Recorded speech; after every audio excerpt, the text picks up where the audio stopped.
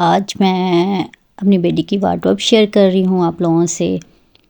Normally ऐसा होता है कि हम अपनी वार्डरोब जितनी भी सेट कर लेना, जब आप उसे खोलोगे कपड़े बाहर ही आएंगे। लेकिन ये है कि जब ताज़ा ताज़ा फ्रेश की सेट की हुई हो तो सही होती है, लेकिन बच्चों की जो वार्डरोब है, बच्चों की चीज़ें हैं, इनको अरेंज करना बहुत ज़रूरी है ताकि हम जब कहीं बाहर जा रहे हों वो इजीली मिल जाएँ। या फिर समटाइम ऐसा होता है इनकी छोटी-छोटी सी चीज़ें होती हैं, वो मिसप्लेस हो जाती हैं, फिर आपको मिलती नहीं, किसी का ट्राउज़र, किसी की पैंट इस तरह ना। या मैंने ये शू बॉक्स लिया, ज़रा थोड़ा खुले वाला लिया ना, इसमें मैंने सारी इसकी पैंट्स अरेंज करके रख दी।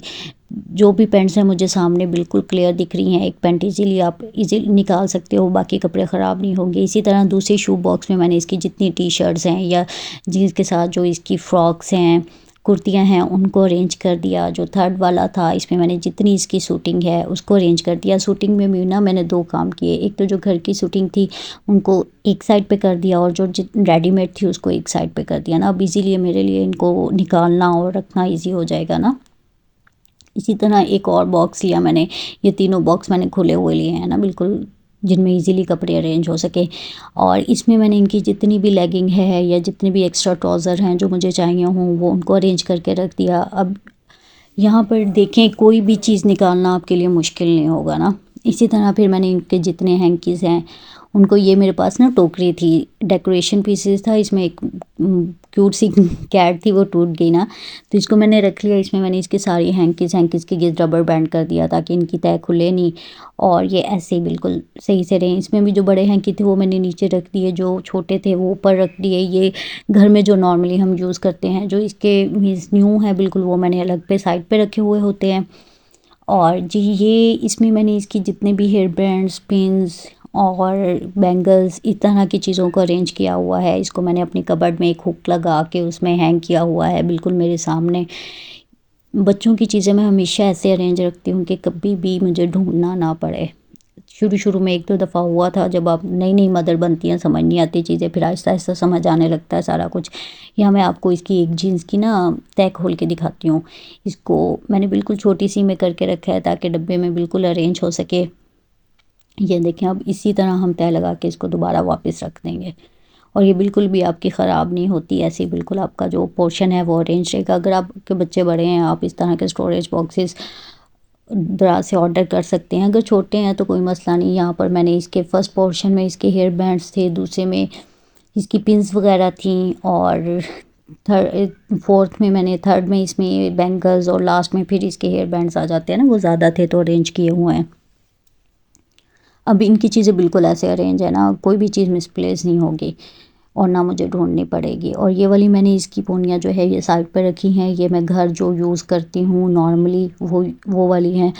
और आजकल मैं ज़रा फिर डाइट कॉन्शियस हुई हूँ, मुझे लग रहा था कि मैं वेट इंक्रीज़ कर रही हूँ ना, 2 kg एनीवेज़ हुआ भी है, तो उसके लिए अब मैंने सोचा है कि थोड़ा सा केयरफुल रहना है। यहाँ पर मैंने उसके लिए ब्राउन ब्रेड ली। ब्राउन ब्रेड को मैंने थोड़ा सा तवे पे जो था वो थोड़ा सा फ्राई कर लिया एक तरह का, और इसके लिए फिर मैंने एग बॉईल किया। जब भी आप डाइट करते हो ना, उसमें आपके लिए एग जो है वो बहुत ज़्यादा ज़रूरी है ना, ये फुल ऑफ प्रोटीन होता है। वैसे तो जो एग यॉक होती है वो लोग ले ही लेते हैं, लेकिन मुझे फिर ऐसे टेस्ट नहीं आता तो मैं तो फुल एग ही ले लेती हूँ ना।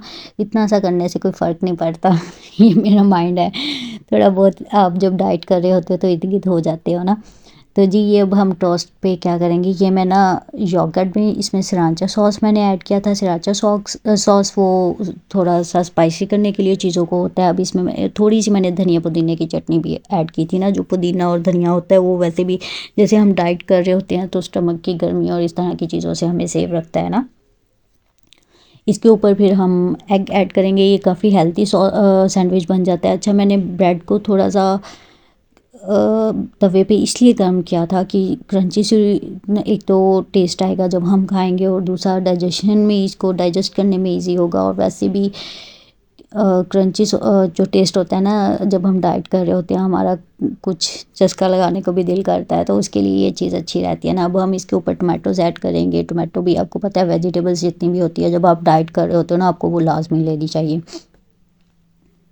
ये आपको डाइजेशन में भी हेल्प करती हैं। वैसे भी बहुत सारे विटामिन्स मिनरल्स होते हैं और आपको जैसे हम एक एनर्जी लेवल हमारा लो होने लगता है तो ये उसको बरकरार रखते हैं। सबसे बढ़ के आपकी जो फेस की फ्रेशनेस होती है उसको नहीं ख़त्म होने देते। यहाँ पर ये सैंडविच स्लाइसेस हैं, ये डिफरेंट किस्म के स्लाइसेस होते हैं। जैसे बर्गर स्लाइसेस भी आते हैं, ये अलग अलग पैकिंग में होते हैं। तो ये सैंडविच स्लाइसेस थे। अब हम एक स्लाइसेस में रखेंगे, ऊपर से फिर अपना टोस्ट रखेंगे। और ये जी हमारा जो डाइट ट्रैप हम इसे बोल सकते हैं वो जी रेडी हो गया है। इसको अब हम दरमियान में से कट कर लेंगे और फिर इसके साथ मैं एक और बनाऊंगी। उसको हम डाइट ट्रैप तो नहीं बोल सकते, वो मैं अपने हस्बैंड के लिए बना रही थी और उसका मैं आपके साथ शेयर करती हूँ। ये देखें इसकी लुक कितनी अच्छी लग रही है। टमाटर की वजह से ज़रा कलरफुल लग रहा है ना, देखने में अच्छा लग रहा है। तो जी अब हम इसके साथ इस पे मैंने चिकन टिक्का स्प्रेड लगाया था और साथ इसके मैं इसको हम अच्छे से लगा लेंगे ना। इसके साथ फिर मैंने वेजिटेबल्स यूज़ की थी, वो full vegetables full of fibre होती हैं। आपके लिए फिर कोई भी चीज़ है उसको डाइजेस्ट करना इजी हो जाता है और वैसे भी फाइबर आपकी डाइट में होना चाहिए ना। और ये मैंने एक ही स्लाइस बनाया था, ज़्यादा नहीं बनाए थे। जैसे वो मैंने 2 स्लाइसेस के साथ बनाया था, इसको मैं एक स्लाइस के साथ ही बनाऊंगी क्योंकि उनका मुझे टेस्ट ज़्यादा अच्छा लग रहा था। ये बस ऐसे ही थोड़ा सा फ्रेश होने के लिए। और वैसे भी अब जैसे सर्दियाँ नेक्स्ट आ रही हैं तो उसमें 3 टाइम आपका रोटी खाना या कुछ हैवी खाना वो थोड़ा मसला हो जाता है, फिर डाइजेशन में मसला बनता है। तो कोशिश करें कि सर्दियों में कुछ ऐसे हल्का फुल्का ले लिया जाए। इसके साथ मैंने ग्रीन टी स्टार्ट की है। नेक्स्ट वीडियो में मैं अपनी ग्रीन टी की जो रेसिपी है ना वो भी शेयर करूँगी कि मैं ग्रीन टी कैसे लेती हूँ।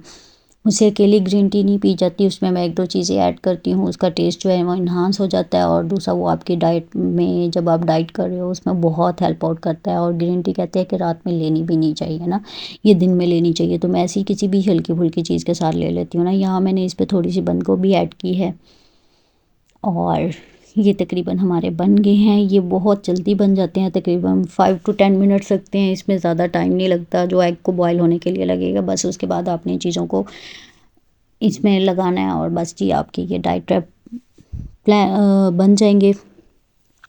अब मैं आपको इसको गार्निश करके दिखाती हूँ। नॉर्मली ऐसा होता है मैं हमेशा भूल जाती हूँ ना चीज़ों को गार्निशिंग करना, लेकिन ये मैं दिखा रही हूँ कि ये देखने में इससे ये होता है कि जब आप देखते हो आपको और भूख लग जाती है और आपका खाने का दिल करता है ना। वैसे भी किसी भी चीज़ की जो प्रेजेंटेशन है वो बहुत मैटर करती है। और अगर आप मेरी तरह किड मदर्स हुड में है तो आपको अंदाज़ा हो जाता होगा कि खाने से पहले और खाने के बाद वाली ये शिफ्ट बहुत ज़रूरी है।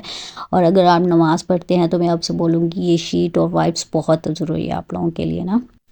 नमाज के अलावा भी सर्दियों में ये आप लोगों के लिए बहुत ज़रूरी हो जाते हैं। एवरी टाइम बच्चों को पानी में लेके जाना, उससे उसको ठंड लगने का भी अंदेशा होता है, फिर आपके कपड़ों पे भी गंदे छींटे आते हैं। Anyways, thank you for watching.